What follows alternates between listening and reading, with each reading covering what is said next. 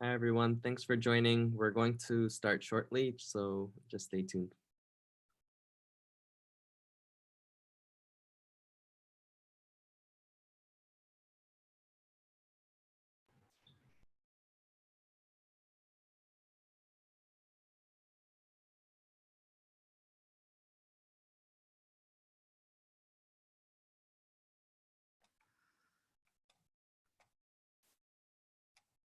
Alrighty, welcome back, Tina.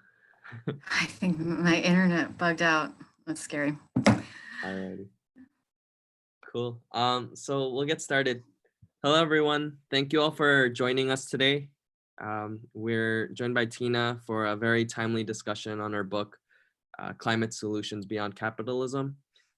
We want to start by first acknowledging the recent disaster in Beirut.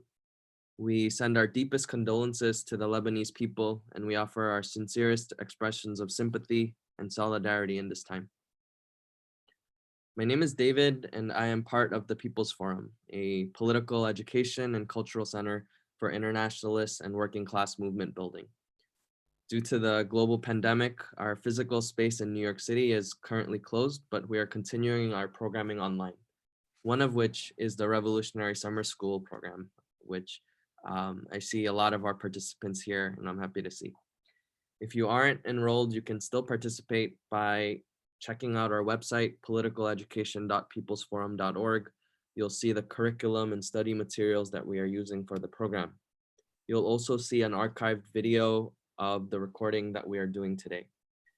For those of you who are joining on Zoom, you can use the Q&A function to ask questions. And those of you who are joining on YouTube, please ask your questions via the comment section. We're grateful to be joined today by Tina Landis. Tina is an organizer in the environmental and social justice movements. She works in air quality regulation and climate protection and holds a certificate in sustainable management from the University of California, Berkeley. She is a member of the Party for Socialism and Liberation and writes for Liberation News. She is the author of the book we'll discuss today, Climate Solutions Beyond Capitalism. Tina, thank you so much for joining us today. Thank you for having me, and thank you to everyone who's joined. My presentation will first lay out the problem we face and examine how the system of capitalism got us here and how it acts as a barrier to solving the crisis. Then I'll discuss solutions to the crisis and how under socialism, we can achieve the change that's needed for our survival. It's important to view the issue and the solutions within the context of global capitalism and imperialism. The dominant economic system that we live under globally affects all aspects of how the crisis is unfolding and how solutions are considered. We're currently at a fork in the road. One path leads to the extinction of our species, the second to an evolutionary leap forward for humanity. I believe the vast majority prefer the second choice, but many lack the knowledge, hope, and vision to get there. The time for debate and piecemeal solutions is long past. In 2018, a UN climate report gave us 12 years to drastically cut emissions to avert catastrophe. Currently, CO2 levels in the atmosphere are at 416 parts per million. 350 is considered a stable atmosphere. Every year is getting warmer, with 2020 on track to be the hottest on record, and the decade of the 2010s was by far the hottest decade. Once CO2 is in the atmosphere, it stays there for 100 to 150 years. Other greenhouse gases like methane have a shorter lifespan, but much greater warming capacity. Ice sheets are melting, sea level is rising, deserts are expanding, extreme weather and wildfires are increasing. Scientists have warned for decades that pandemics like COVID-19 will increase with climate change. As ecosystems struggle to adapt, diseases arise, and as humans encroach on wildlands, we come in contact with species with those diseases, which can cause pandemics like we see today.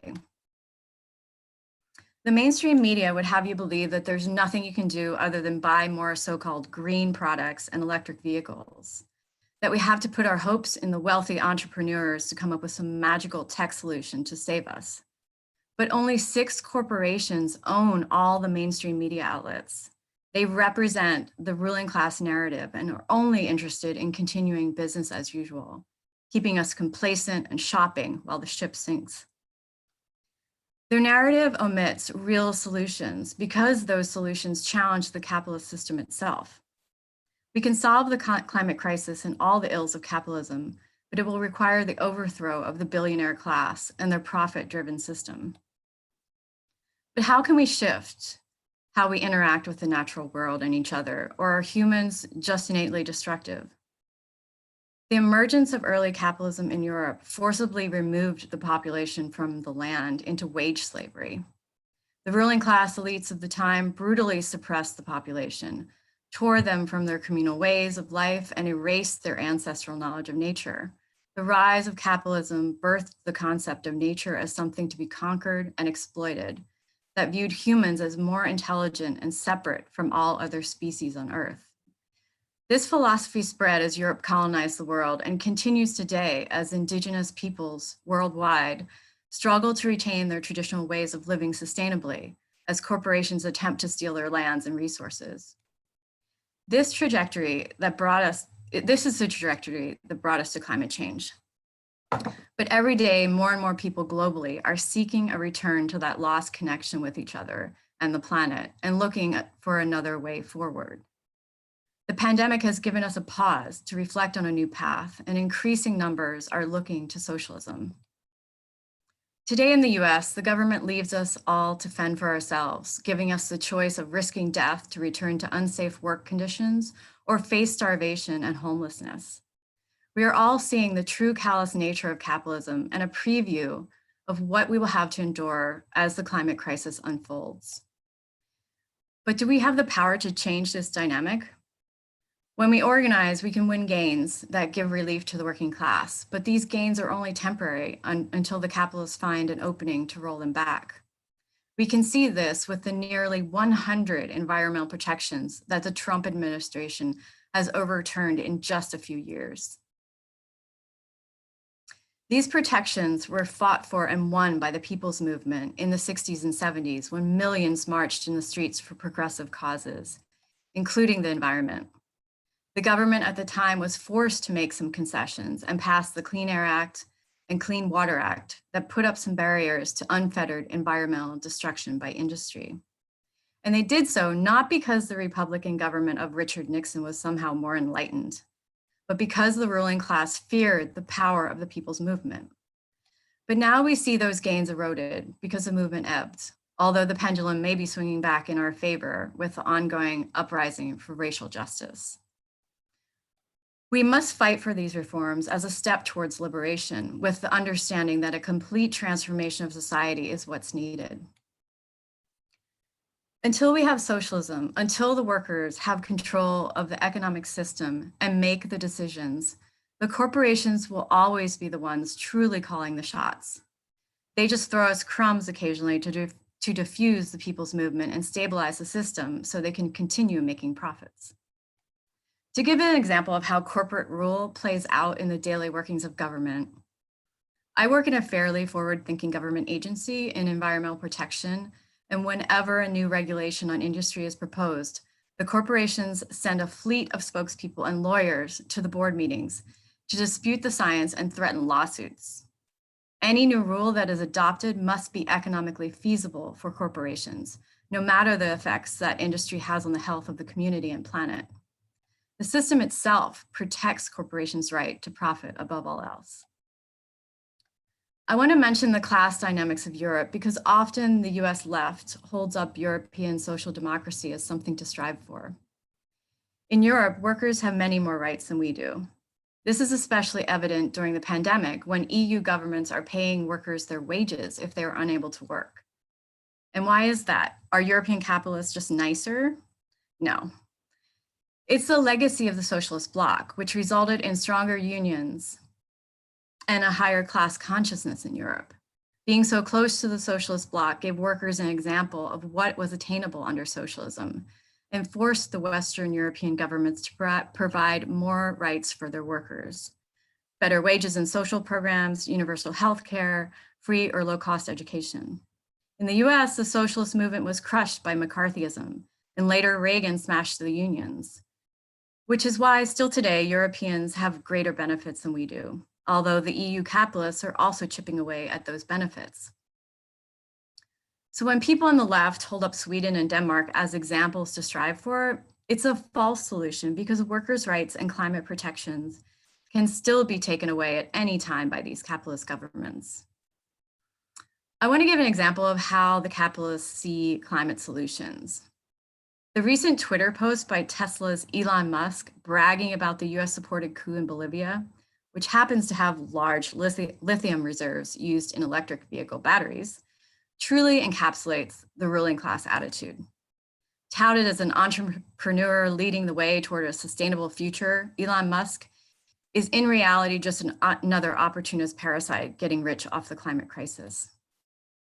A recent study out of Cambridge showed that replacing all of the UK vehicle fleet with electric vehicles would require an immense increase in raw material extraction from the global south, which is one reason Bolivia was targeted for regime change.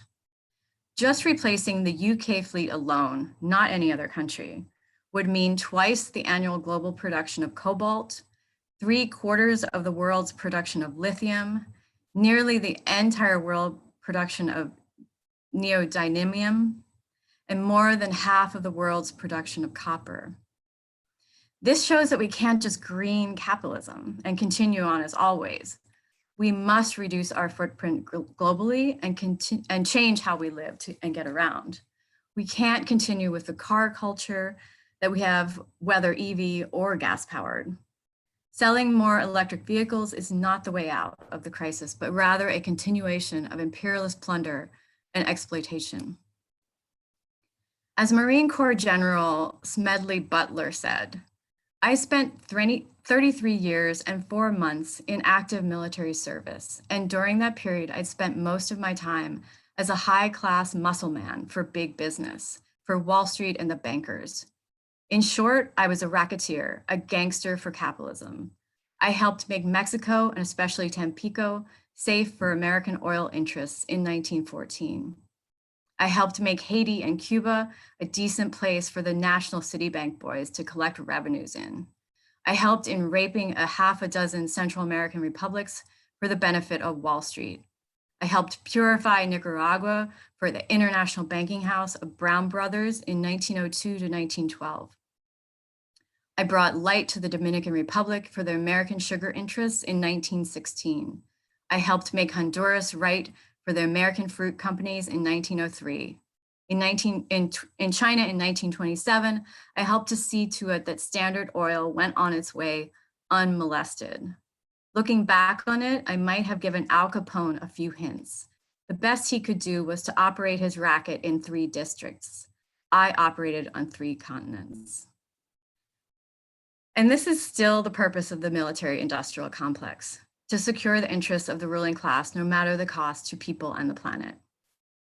Demonization campaigns about foreign leaders and the myth about how the US is spreading freedom and democracy are merely a cover to win domestic support for their plunder of the world.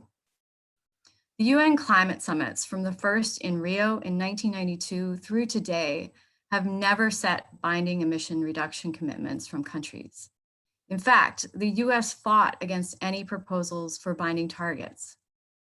In 2009, at the Copenhagen summit, Bolivia and Venezuela proposed binding targets, pointing out that wealthier nations have had the largest contributions of greenhouse gas emissions, and so should do more to solve the problem. The Obama administration at the time threatened the countries of the global South by withholding aid if they continue to push the issue, showing that the US has no intention of doing its fair share. A few months later, Evo Morales convened the World People's Conference on Climate Change and the Rights of Mother Earth, with 15,000 delegates that set binding targets to limit warming to 1 degree Celsius. The event, of course, was boycotted by the imperialists. The much touted Paris Agreement's voluntary commitments have us on target for 3 degrees Celsius warming, when scientists warn that staying below 1.5 degrees Celsius warming is what is needed to avert catastrophe. What happens outside the summits are in the end more impactful. Mass protests have been held calling out these summits for what they truly are: a greenwashing campaign by the wealthy nations to continue business as usual. I bring this up because it's crucial to understand imperialist policies in order to understand real climate solutions. No single country can solve the crisis alone. It requires a global, coordinated effort based on cooperation and sharing of resources and knowledge. The wealthier countries must contribute much more to these efforts, since they hold more responsibility for the problem and must pay reparations for their centuries of plunder of the global South. The crisis cannot be overcome through continued domination and divisiveness. As organizers and activists fighting within the empire, we must expose these connections and link struggles in solidarity across borders. So often, the climate justice movement fails to address the systemic cause of the crisis and how solutions are limited to what is practical within the profit-making system. You cannot solve a global ecological crisis and still maintain imperialist policies of plunder and endless expansion. It's delusional to think so. As activists fighting for a better world, we need to really examine the root cause, which is not selfish individuals or unenlightened humans, but the economic system that we live under. For most of human existence, we lived in communal societies that respected the earth and understood that we are just one part of an interconnected system that must maintain balance in order for all life to flourish. If human history was divided into 365 days, only the last few days have we lived under class society. Humans are not innately selfish and competitive, but have been forced into this behavior by the system itself that divides us by race, gender, sexual orientation, and nationality to keep us all more controllable. If we are fighting each other, we are less likely to see the true enemy who is oppressing us all. Like all life on Earth, humans are innately cooperative and collaborative beings that want to contribute to the betterment of the whole. We can see this in times of crisis, like during the pandemic or natural disasters, when people put their own lives at risk to help others in their community. Another aspect of the struggle for climate justice that must be addressed is that the problem lies within the capitalist mode of production. While we should all attempt to have less of an individual impact on the planet, no amount of recycling or veganism will solve the crisis. Capitalism always seeks ways to maximize profits by producing goods in the cheapest way possible and constantly expanding markets and increasing production, regardless of whether or not there is any real benefit to society. After World War II, the US was largely unscathed from the war, while Europe's production capacity had been devastated. The US gave loans to Western Europe to rebuild, and to fund those loans, the US ruling class pushed the consumer culture that we see today. This saw the birth of advertising and planned obsolescence, where things are purposely made not to last, so you're regularly forced to buy new products, and perceived obsolescence that dupes consumers into feeling they need the latest styles every season to feel a sense of belonging. Part of the advent of marketing also pushed car culture and the house in the suburbs with its lawn culture, greatly contributing to environmental degradation through increased emissions and destruction of ecosystems. The same period also birthed the so-called green revolution in agriculture, which was not green at all, but brought the reliance of chemical methods to food growing, which has poisoned the ecosystem and people alike and has degraded soil and water resources. There is an awakening that has been happening across the globe in response to these destructive practices. And if you look closely, you can see there is a positive path forward. The first step is to eliminate fossil fuel use. A study out of Stanford by Mark Jacobson shows that we have the technology today to move to wind, water, and solar energy production and still meet the world's needs. Solar and micro wind are allowing communities across the globe that have never had electrification to leapfrog over fossil fuels directly to renewables. Microgrids can connect multiple energy producers in a community to share energy and balance load. In 2014, Bangladesh installed 3 million solar home systems as part of a government program to achieve universal electrical access by 2021. China has by far the largest annual investments in renewables than any country. contributing $100 billion domestically and $32 billion internationally. Despite China's immense economic growth between 1980 and 2010, they achieved a 70% decline in energy intensity. And their 13th five-year plan that began in 2016 set the goal of further energy reductions by 15%. The nuclear and fossil fuel industries and big utility companies act as a barrier to renewable implementation. Touted as a low carbon form of energy, nuclear is lumped in with renewables, ignoring the life cycle carbon emissions and the high risk of catastrophic reactor failure, and the unresolved problem of waste.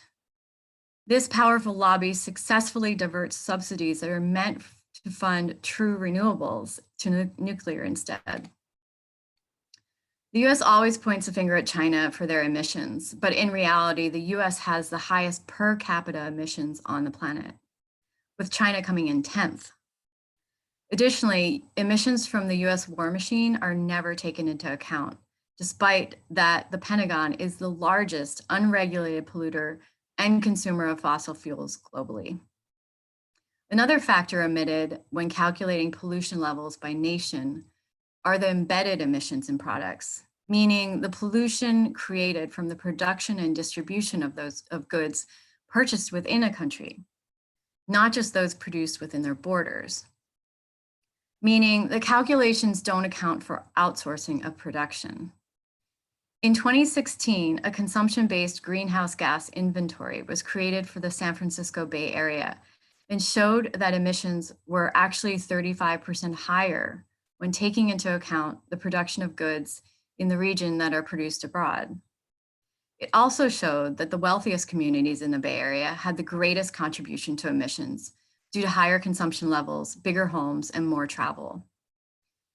This further reinforces the responsibility of wealthier nations, which consume much more than the rest of the world, to do more about the crisis. The entire system of capitalist production is unsustainable. Since globalization arose in the early 90s, emissions just from shipping raw materials and finished products back and forth across the globe accounted for a 400% increase in emissions. There's nothing sustainable about this practice. Production needs to be greatly curbed to reduce energy needs and the immense amount of waste and pollution it creates.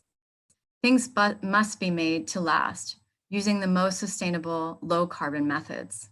We need to eliminate waste like single-use items and packaging and produce what we can locally to avoid energy needed for shipping.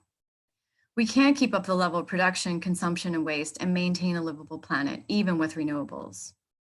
If everyone on the planet had the carbon footprint of people in the US, we would need 5 planets to sustain us. So how do we solve this crisis? Not only must we address production and all the pollution it has created, but we also must strengthen and restore the natural carbon capture mechanisms of the planet, from the forests and grasslands to wetlands and oceans. There are many practical solutions that greatly reduce our impact on the planet that are not only sustainable, but regenerative, meaning that they help to heal the ecosystem, not just maintain it. Industrial agriculture is a huge drain on the ecosystem. A shift to regenerative agriculture practices, also known as natural farming, produces equal to greater amounts of food than industrial methods. At the same time, restores soil nutrients, increases water, cools the air temperatures, and increases biodiversity. Organic farming, while better than using industrial chemicals, doesn't go far enough. It still requires fertilizer and irrigation and lacks the capacity to build soil. Natural farming doesn't require any inputs. By planting trees, legumes, vegetables, and ground cover, the natural balance of the living planet is revived. Each plant plays a role. The trees draw up water from deep reserves, legumes fix nitrogen in the soil, ground cover prevents soil erosion, other plants ward off pests and keep out weeds, others provide shade and windbreaks, and more vegetation in general cools air temperatures. Not plowing the soil allows the underground fungal network to thrive, building up soil nutrients. Tilling the soil releases stored carbon and destroys the fungal network that aids in decomposition and carbon capture. These methods can be implemented in small urban plots or upgraded to larger farms, can include grain production, and have proven successful on degraded land with poor soil. Natural farming can even restore desert lands into thriving ecosystems abundant with life. These methods have been systematized and can be replicated in any part of the world, regardless of soil quality and climate, by incorporating native species. Natural farming methods developed by Masanobu Fukuoka in Japan and Ernst Gosch in Brazil have been shared with communities around the world, assisting the growing movement that is working to feed humanity while also healing the planet. The myth that we cannot feed the world's population without chemicals and GMOs is just a cover by big business to control the market and reap massive profits. In fact, 35 to 50% of food produced in the US is wasted. Food scarcity is an issue of access and distribution, not productive capacity. Natural farming methods have proven to have equal to greater yields than industrial practices, while healing the ecosystem and providing healthy food. Neo-colonial indebtedness of the global South to the North traps small farmers into producing cash crops for transnationals with contractual obligations to use only GMO seeds. Farmers must be free to grow what is needed to feed their communities in ways that are beneficial to people and the planet in the long term, not what is profitable for imperialist transnationals. Industrial practices for raising livestock is what causes the increased methane emissions from farming. Animals are fed a diet that is hard to digest, and the manure is collected in giant ponds that release methane into the atmosphere. These practices are the source of the problem. Although as a culture, we do need to greatly reduce meat consumption and dairy consumption, returning to natural grazing methods would greatly curb the impact of livestock on the ecosystem. Agroforestry allows livestock to graze in forested areas, fertilizing the soil with their droppings as they roam and providing forage that is easier for them to digest, greatly lowering methane emissions. The link between oceans and land use becomes apparent through the annual recurrence of dead zones along coastal areas. These massive die-offs of marine life are fueled by runoff from fields and lawns that contain high levels of nitrogen-rich fertilizers. And lawns are actually the single largest irrigated crop in the US, which is shocking. Shifting to natural farming methods would not only be a sustainable way to produce food, but would prevent these dead zones and protect marine life, seabirds, and the health of surrounding communities. Oceans are the largest carbon capture mechanism on the planet. 7 out of every 10 breaths that you take can be attributed to the aquatic life support system. Today, marine life is in decline due to overfishing and warming ocean temperatures. The oversaturation of carbon in the oceans is causing acidification, triggering deficiencies in exoskeleton formation in shellfish, urchins, and corals, to the detriment of the entire marine food chain. Coral reefs provide 70% of protein for island nations and are under threat from rising temperatures. Projects out of Australia have discovered supercorals that survive bleaching events. Another project out of University of Miami has discovered a symbiotic algae that live in the coral that can withstand warmer temperatures. These things can help mitigate the effects of warming oceans and restore reefs. Underwater nurseries in Cuba are regrowing coral that is damaged by increasingly violent hurricanes and replanting them back on the reef. As surface waters warm, the natural ocean upwellings that bring nutrient-rich waters from the depths are slowing, and this is creating ocean deserts devoid of life. Marine permaculture arrays host kilometer-scale kelp forests that rise and fall with ocean swells, acting as a pump to bring nutrients from the depths and creating a habitat for marine life to thrive. Sea level rise is a looming catastrophe that will affect more than 1 billion people globally. Natural solutions like restoring reef systems, marshlands, mangroves, and seagrass beds can serve to absorb rising seas, protect coasts from storms, and increase carbon capture mechanisms at the same time. But governments are largely ignoring the crisis and will leave coastal populations to fend for themselves when waters rise. The low-lying region of South Florida is already experiencing sunny day flooding when king tides bring seawater into the streets. But the local governments are more concerned with maintaining property values and their tax base than taking action to protect people in advance of the crisis. Predicting how fast seas will rise and by how much is challenging, but a 10-foot increase by 2050 is highly plausible. In any sane society, governments would be working with communities to address this risk immediately, but under capitalism, the coming crisis is ignored for short-term profits. To cool the climate, we must lower emissions and restore the natural carbon capture mechanisms of the planet.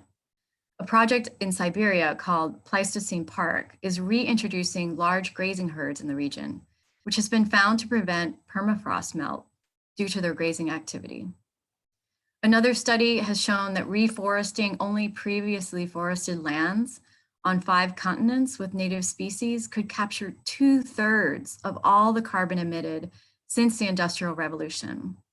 China's Great Green Wall project to stem desertification has planted more than 66 billion trees across 13 provinces in the country's north since the program began in 1978. Decomposition of plant life captures carbon and stores it in the soil. This is why fungi, also called mycelium, play a crucial role in the ecosystem. Mushrooms that we see above ground are the fruit of mycelium, which lives within the soil and serves as a very efficient mechanism for capturing carbon and creating nutrient-rich soil to sustain plant life. Mycelium also acts as a communication network in the forest, acting as a pipeline between root systems, sending nutrients, water, and pest control chemicals between plants throughout the forest. When forests are clear-cut, this network is destroyed.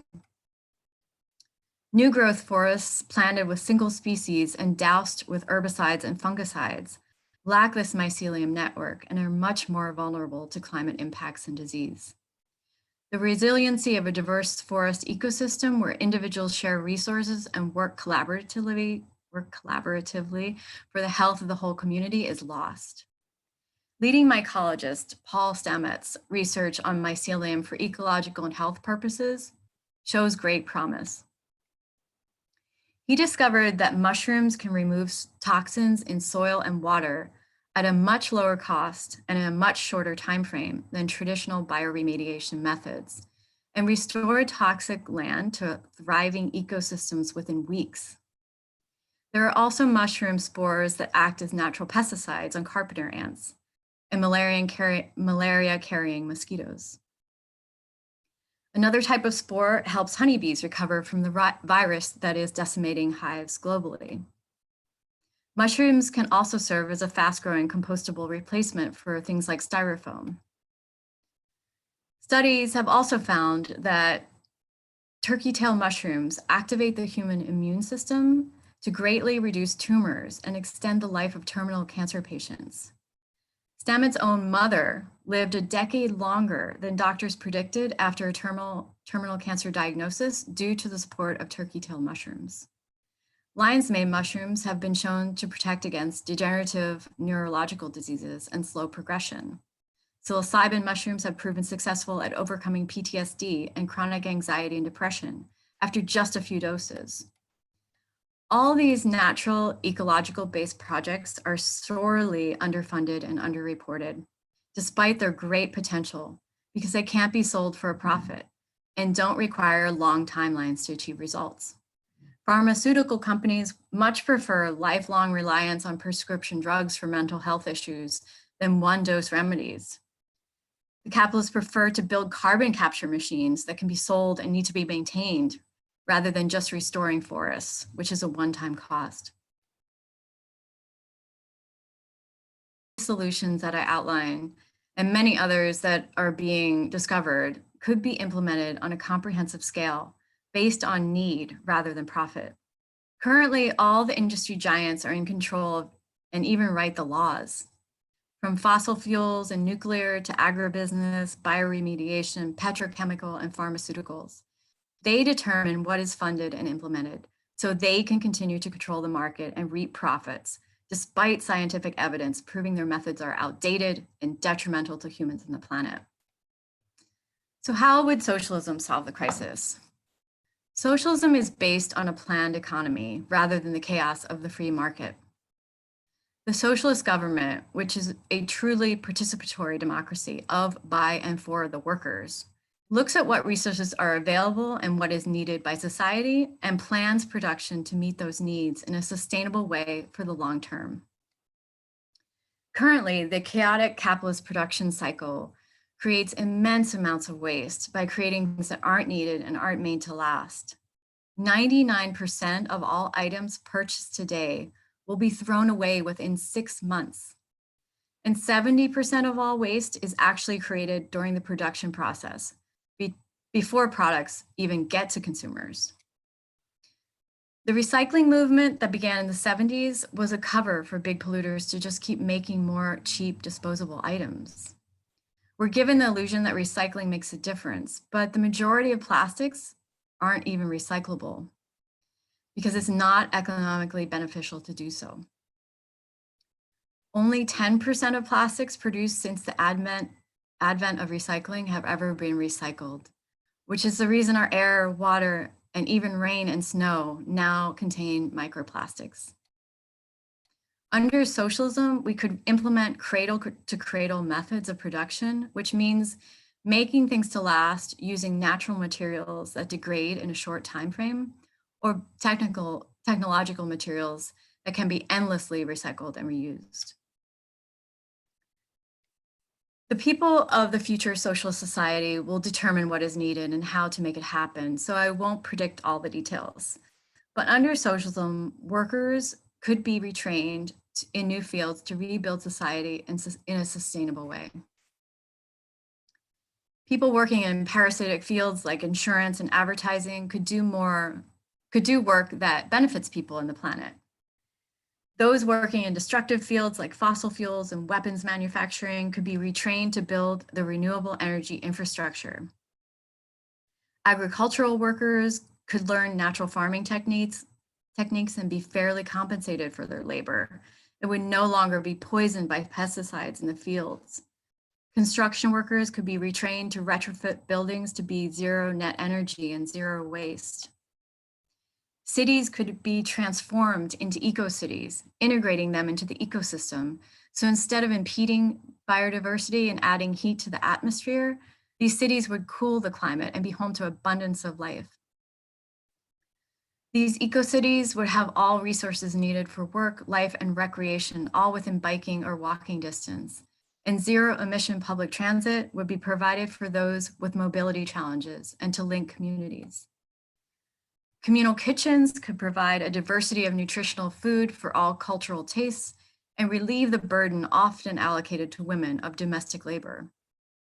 Communal laundries could serve the same purpose and lower energy and water consumption and the need for these appliances in every home. We would all work less and could spend our free time connecting with each other and pursuing cultural and educational activities. This is not utopian.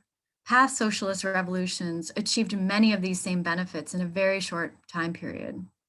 In a country like the US, which has an abundance of resources, it could happen very quickly. Instead of only the richest 1% having these benefits of leisure and healthy lifestyles, all workers could have these freedoms and access. Eco-cities are already being built in China, and other cities like Singapore are integrating aspects of this into existing urban areas. We need to look at all the ways we live and reduce our impact on the planet. The ecosystem is like a factory. When a cog in the factory is lost, production falters. And when too many cogs or too many species are lost, the entire factory breaks down. This is resulting in the sixth mass extinction that we are currently in the midst of. Under socialism, suburban sprawl and the car culture that forces workers to commute long distances will be a thing of the past. Wildlands must be restored and preserved with only limited access to humans. This will allow species to recover their populations and for the ecosystem to rebalance. Socialism has shown great capacity to overcome challenges that were seen as insurmountable under capitalism.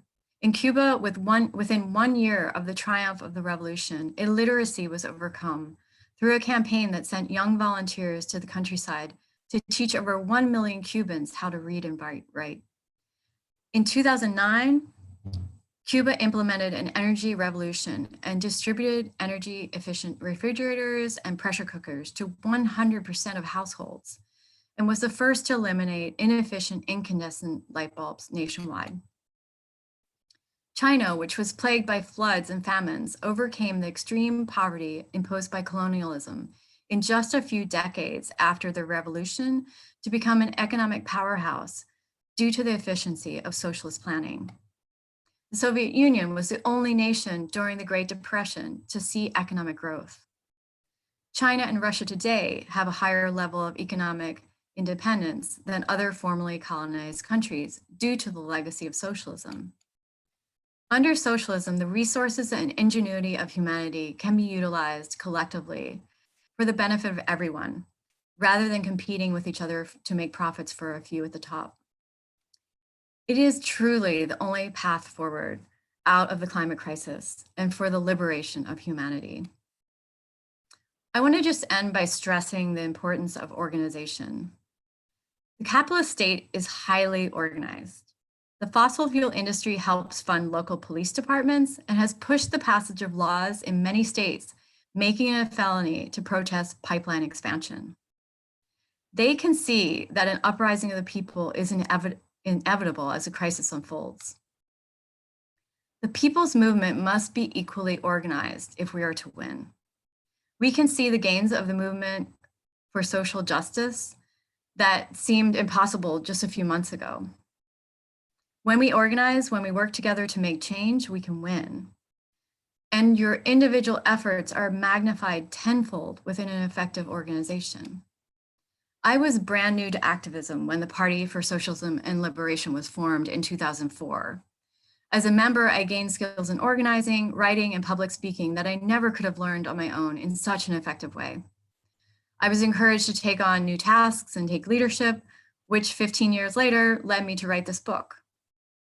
If you're not already active, I urge you to get involved with an organization that's taking action, even if you can only commit a few hours a week. Every little bit we do collectively is chipping away at the status quo. It has an effect, even if it's not apparent in the moment. Living within the empire, we must call out capitalism and imperialism as the culprit for all the ills of society, from poverty to racism, sexism, bigotry, and climate change, because it truly is the source of the problem and can never be the solution.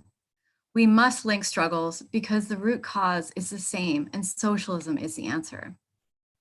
I want to close with an excerpt from a speech by revolutionary leader Fidel Castro from the first UN Climate Summit held in Rio in 1992.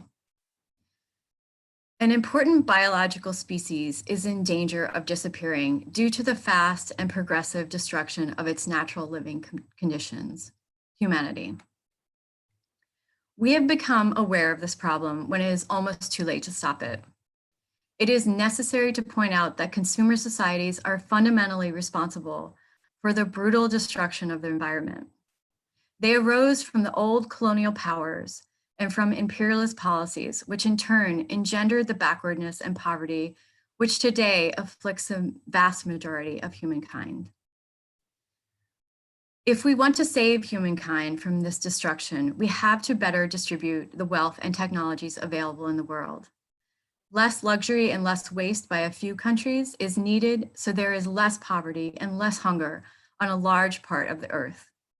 We do not need any more transferring of to the third world of lifestyles and consumption habits that ruin the environment. Let human life become more rational. Let us implement a just international economic order. Let us use all the science necessary for pollution-free, sustained development. Let us pay the ecological debt, not the foreign debt. Let hunger disappear and not humankind. Let selfishness end. Let hegemonies end. Let insensitivity, irresponsibility, and deceit end. Thank you. Thank you so much, Tina. We have a question from Damali. Her question is, has our Earth gotten better during COVID, given the world has, the economy has slowed down, or if so, in what ways? Should I answer each question as they come? You want to Sure. do Yeah. Okay. Yeah, there were big reductions in pollution worldwide when everyone was on lockdown. You know, like in northern India, for the first time in like 30 years, people could see the Himalayan mountains. Just like shocking changes. Even in the Bay Area, we saw big changes in emissions levels. But as things are opening back up, those pollution levels are going back up. So it hasn't really slowed climate change so much. It did give a brief respite for people's daily intake of pollution. But yeah, the long-term effects were not great enough. Tina, there's a foreword from Jody Dean in your book where she says that climate denial is no longer part of the equation. But yet we see the ruling class, you see like Bezos and Musk, they're having this race for kind of to get out of Earth and build society outside of Earth. Has the ruling class pretty much given up on kind of this climate question and figuring out solutions? Is it kind of no longer in their realm to care anymore? Yeah, I don't think it's about caring or not. I think they, you know, like I said, they're always looking for a way to profit off of every opportunity. I mean, it's termed disaster capitalism, you know.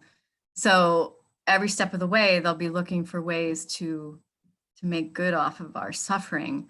Yeah, I just heard this week that Elon Musk is talking about nuking Mars so that it can have a warmer atmosphere so that they can extract easier extraction of minerals. I mean, it's just insanity, really. And I don't think that, I mean, I've read before that the politicians who actually deny climate change get so many donations from fossil fuel companies. So I don't really believe that they're so stupid they don't believe it exists, but that it's to their benefit to deny it so that business as usual can continue. Awesome. There's also a section in your book where you mention a shortcoming of the left, that we don't often think of the situation that or the effects of imperialist policies on countries and their energy needs. Do you want to kind of talk a little bit about that and how we need to kind of understand the context of countries?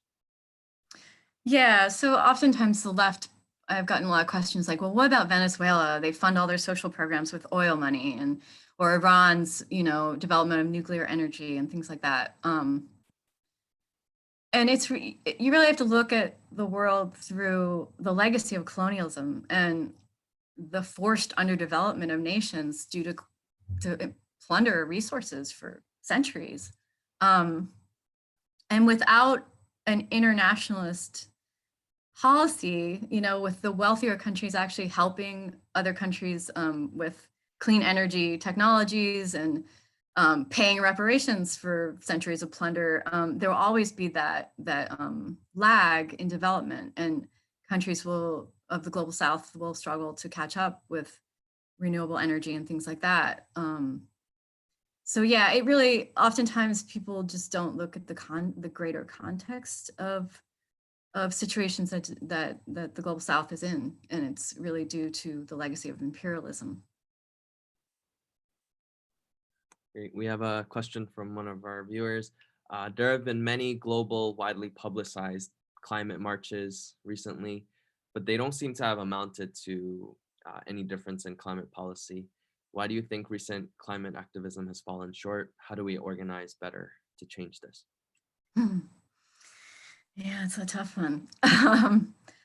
I mean, like we're seeing with the uprising for racial justice right now, it really takes a sustained mass movement nationwide, globally. I mean, to really get changes, you really have to threaten the profit system. If you're disrupting business as usual with protests, then you get them to pay attention. If they fear that the workers are going to overthrow the system, then you see concessions from the ruling class.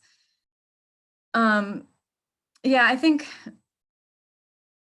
we just have to keep building. I mean, it's and linking struggles like what was happening with Standing Rock and the pipeline protests. I mean, it was all very powerful, but it needs to be expanded. It needs to be, nationwide.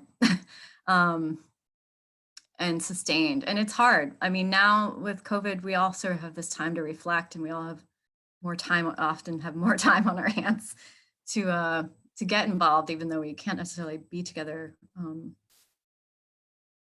physically, although we have been in the streets. But yeah, we really need to link struggles and really keep up the pressure and see that there is hope for change. I think that's a big part too, is a lot of the population just doesn't see that there's an answer to the climate crisis, which makes it very hard to fight when you don't have that that vision that you're fighting for, that you don't see that there is a solution. So just continue educating each other on this issue, that there is hope and there is something, a better world to fight for. We're not doomed. And I think it's so important to link the struggles too. Like I said, like, all the ills of capitalism, the climate crisis, what we're going through in COVID with unemployment and, food insecurity and all these things, and racial justice and sexism and all the things divide us. It's all part of the problem of capitalism.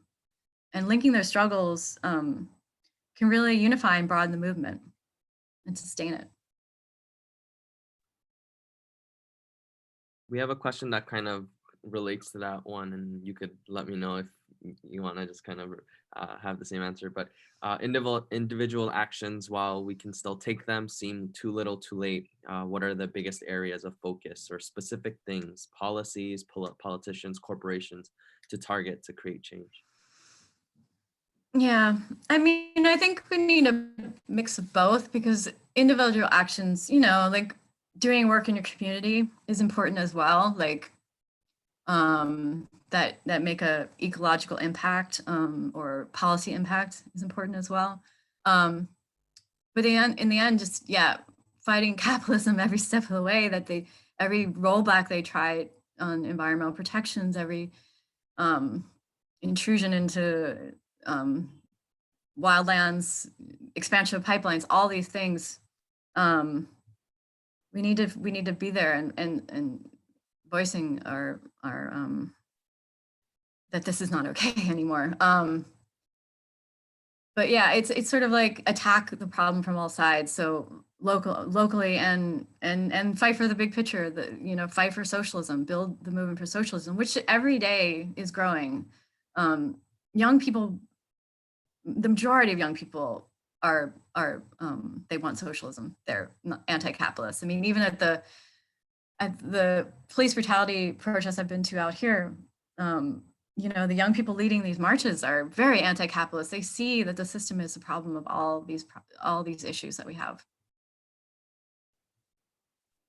I have a question. I hope I'm conveying it correctly from our viewer. So we're seeing the ways the military industrial complex is being deployed as one of the responses to social uprising in the US. Do you see these changes taking place at a larger scale without repressive violence from the government escalating? Or is this something that we just have to be ready for? Yeah, I don't have a crystal ball, but like I said, they're passing all these laws in states around the country that are making a felony to block pipelines.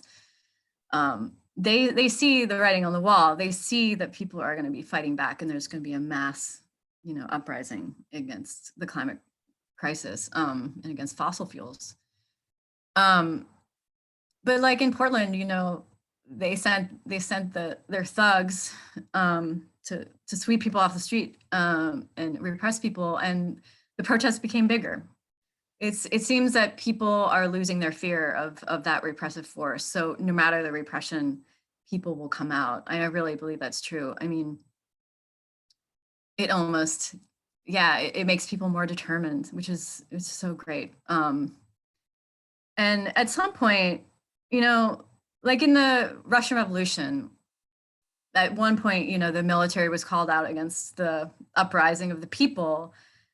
And what turned the revolution was those essentially, the military is workers in uniform. Granted, in the US, they have some hired militia contractors and, very right-wing elements, but, like the National Guard is workers in uniform, essentially. And in the Russian Revolution, at one point, the military just said, we're not going to fight for the ruling class anymore. We're on the worker side. And they switched sides. And that's how the Tsar was overthrown. So that the military repressive force of the government can only go so far because they are human. And are they really going to want to be shooting, their community members in the streets? That's, I think in the end, the power of the people will win. There are some solutions that are put out by politicians.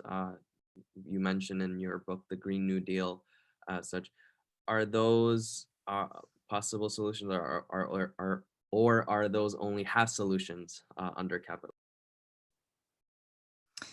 Yeah, so AOC's Green New Deal proposal from the other year, I was surprised how far reaching it was, but really under capitalism, it can't be implemented just because of the power of corporations. Like there was a study, like companies who have tried to go green, like the shoe company Puma in 2011 did a whole study of how to go completely green, and after looking at the financials, they realized it would be the demise of their company. Like they couldn't actually survive because capitalism is built on expand or die system, right? So whoever makes products the cheapest, whoever sells the most, and greening your company, it's going to make your production costs go up. And I don't know if people have paid attention to Biden's climate plan, but it's really that as well. That's a very watered down version of AOC's Green New Deal, and really is a handout to nuclear and carbon capture technologies and things like that. And, the expanded electric vehicle production, which I talked about how detrimental that is to the planet. Yeah, so it's really, trying to fit it within the capitalist mode of production, which is not sustainable, and it really won't achieve any real solution to the crisis. I think we're running up on the end of time. I'll ask this one last question, but what would you say to people that feel like it's hopeless, or that it's not possible to make a revolution in the next 10, 15 years, however long the scientists have told us we have to figure this climate situation out? Yeah. Well, read my book.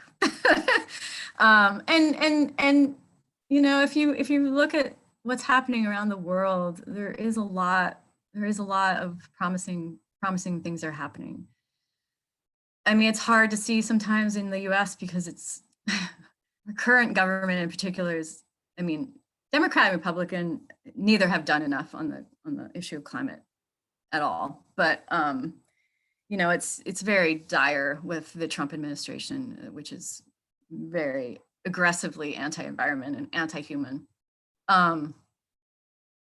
So it's sometimes hard to see here in the belly of the beast of all the things, all the progress that is happening around the world. But that said, we are the biggest polluter, so change absolutely needs to happen here urgently. I mean, what keeps me going is that I do see that the human capacity for change and the human capacity for caring for each other and the planet and the power of the people, the power of the people's movement, and how much can change so quickly when we get together and organize, and things can really shift overnight, honestly. So, I mean, our other choice is to watch a lot of Netflix and and drink and pretend it's, you know, party while the ship goes down. But I think the better choice is to really get together and keep fighting. And I really do believe that we can turn this around. And I mean, climate change is happening, or we can't like halt climate change. It is happening, but we can greatly mitigate it, and we can make it that humanity can get through it, can survive, and equally share the burden as well as the benefits of that, of if we have socialism. Great. Thank you so much, Tina. This was a really great talk. For everyone that's viewing, please go and find Tina's book, Climate Solutions Beyond Capitalism. Also, for those of you who are joining on YouTube, like and subscribe to our channel. We'll definitely keep you all posted on upcoming videos and things that we are doing on the educational side. So thank you, everyone, and have a good night. Thank you.